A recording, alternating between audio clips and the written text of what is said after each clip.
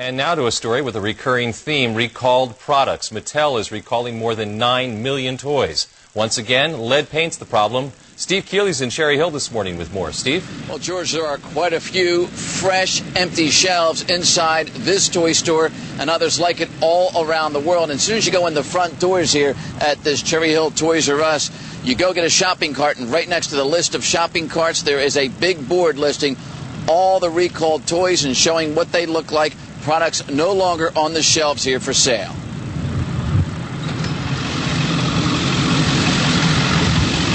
As big as Mattel to have this problem, there's really no excuse for it. Showing up at Toys R Us here in Cherry Hill this morning, young moms in their minivans angry over another toy recall from the world's biggest toy maker. I was outraged. I was absolutely outraged. It's scary thinking that you can just buy a toy and you think that if it's from a big company like Mattel that it would be safe, and you really wouldn't have to think, that it isn't safe. A local lawyer now says his firm may sue Mattel to get it to cover the cost of the lead poisoning test that health experts are recommending for all children who may have played with the recalled toys. Under the law in Pennsylvania, New Jersey, and throughout the country, these distributors like Mattel, the manufacturers in China, are strictly liable for any damage that arises, whether the child gets sick, whether he has lead poisoning, even if he needs testing. We're seriously considering a class action to recover the cost of lead testing for all the children who've been exposed to these toys, these dangerous toys. Once again, Mattel is saying it's sorry for what its cheap labor China-based toy manufacturers put in its products,